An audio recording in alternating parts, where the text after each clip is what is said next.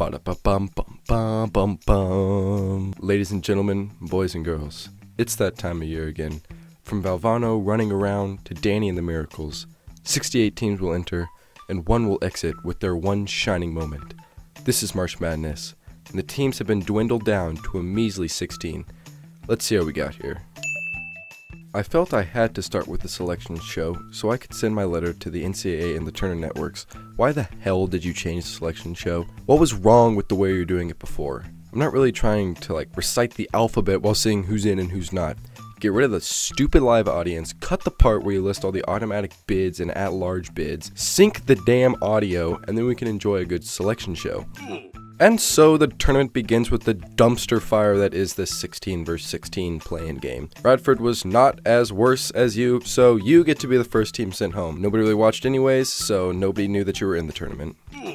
UCLA gets a nice warm-up game against the Bonnies of St. Bonaventure, or so they thought, because apparently nobody paid any attention to the Pyramid of Success when it came to playing defense against a Courtney Stockard, as well as providing any offensive help to Aaron Holiday. Conference of Champions, my ass. As if the first 16 seed play-in game wasn't boring enough basketball, a blowout between two teams that are going to get smacked by Xavier. Go home, NC Central. Oh, Arizona State, the team more bipolar than a teenage girl. You guys looked incredible to start the season, and then you decided to play like a bunch of losers that Arizona wasn't willing to pay. You let the whole world down. Starting in the East region, we have Radford, who got destroyed. In one of the more entertaining games of the first round, you faced off against the Tide of Bama. Neither team really decided to play defense, and in the end, you were not able to close it out. Thanks for beating Virginia and Duke this year, though. Roll Tide! So you still have that hangover from that 25-game win streak in 2015. Well, at least you made the tournament this year.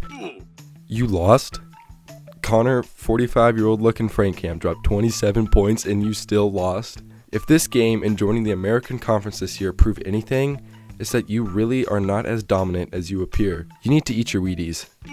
I'm honestly bewildered on why people thought Florida was in trouble with this game. I know the Gators are kinda streaky, but St. Bonaventure? Regardless, the Gators are just a better team. Don't beat yourself up over it, Bonnies. I can't do anything but applaud y'all in this Lone Star Hoedown Showdown Rodeo. Texas Tech is a good team, and you kept them kinda close, but in the end, since you lost, nobody gives a shit. And in our eyes, it's about time that you didn't upset anybody in the tournament, so... Oh, Arkansas. The SEC has always overshadowed you, both in football and in basketball. You always get some attention, but Kentucky or Alabama always steals the spotlight. So it's only fitting that you get absolutely stomped in the beginning of this game, and almost get all the way back, but you don't. So have fun in Arkansas, doing whatever you do in Arkansas.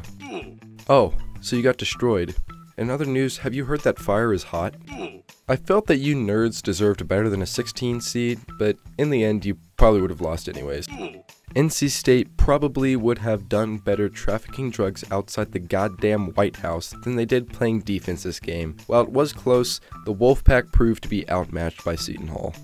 So you're telling me New Mexico State has to do more than just let Zach Lofton play out of his goddamn mind to pull off the 12-5 upset? Interesting.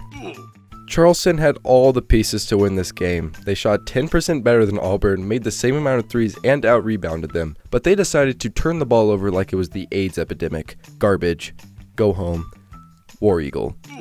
If you didn't have Syracuse winning this game, what in the actual hell were you thinking? You thought that Jamie Wind Tunnel Dixon and Kenrich Afro Mullet Williams were going to be able to score against Jim Boeheim's zone?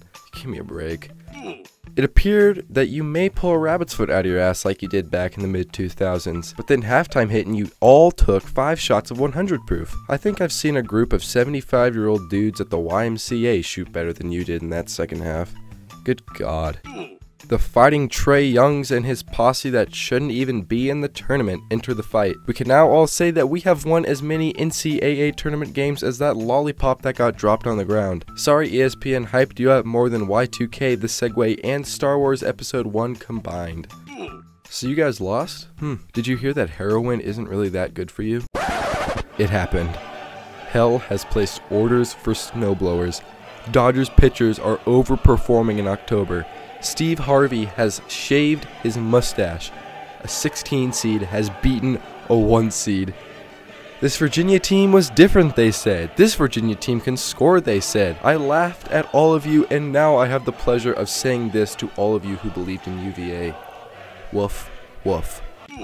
I was really disappointed with Creighton. The Kansas State matchup seemed very intriguing, but in reality the game was never really as close as the score seemed. And now I can't come up with anything interesting to say because the game wasn't even interesting at all.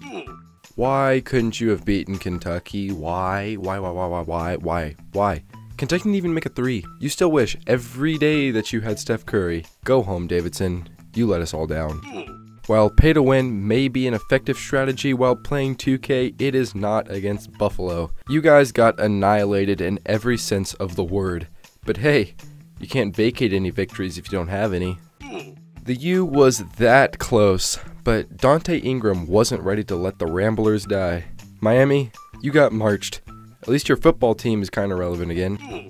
Admiral Schofield. Such a fun name to say. Unless, of course, you're a Raiders fan. Sorry, Wright State. The Vols are just a better team. Try again next year.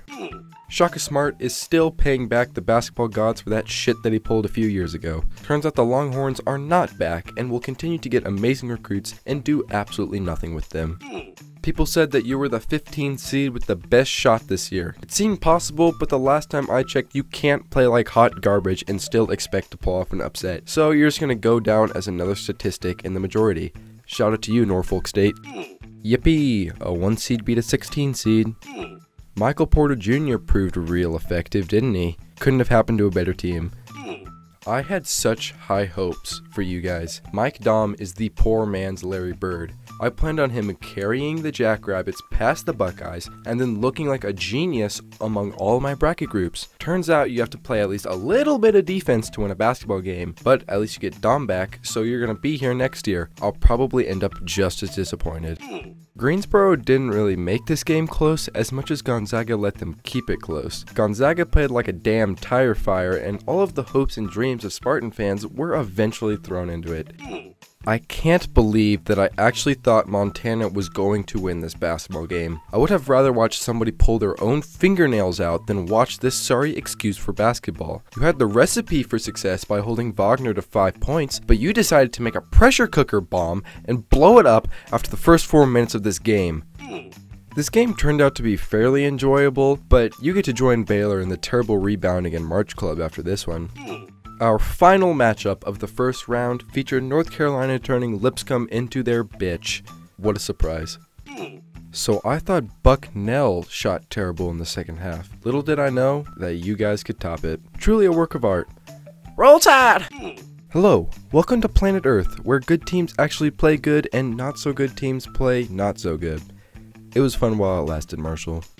While this game was actually incredible, have you ever watched a train crash repeatedly into a pack of gators? Well, you can just watch this last possession with some yakety sacks.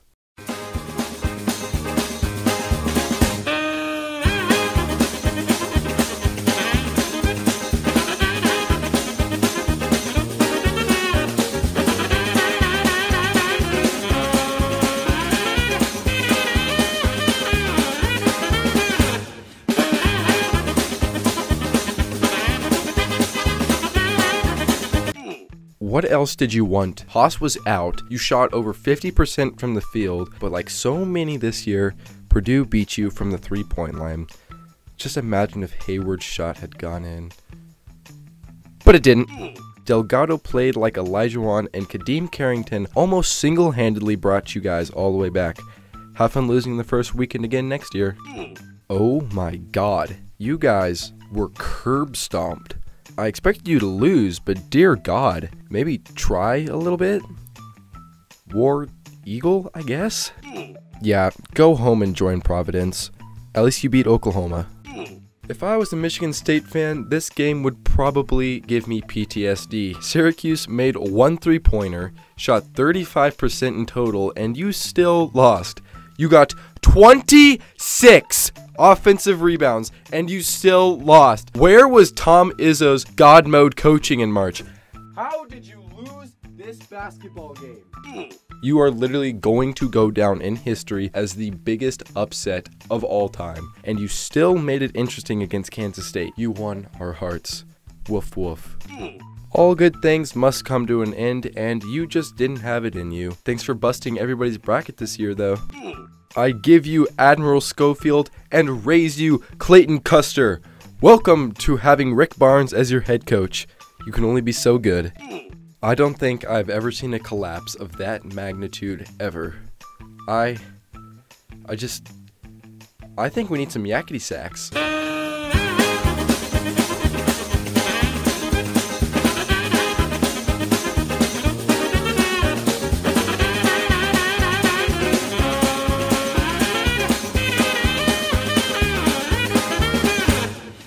If people in Cincinnati weren't already looking for their drink, you made them reach for the bottle, Xavier. How the hell did that actually happen? It's not like anybody likes the Big East anyways though, so it's fine. The Ohio State University is now the proud owner of another first weekend loss. Your football team is insufferable, so I guess it's just payback. What can you do?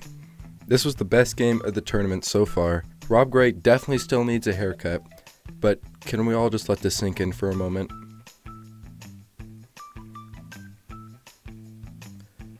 Life goes on, man. Life goes on.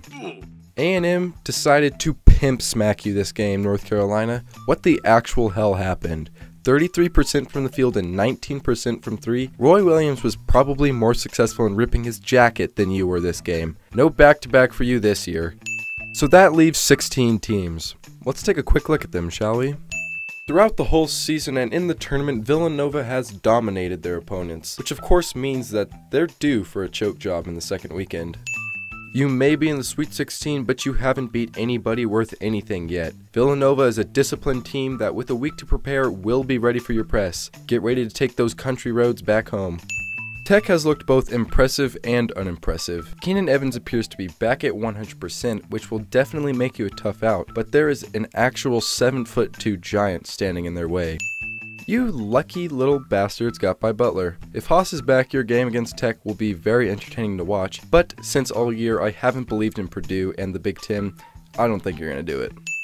No surprise seeing the Jayhawks here in the Sweet 16, but I would be surprised if they don't yet again lose in the Elite 8.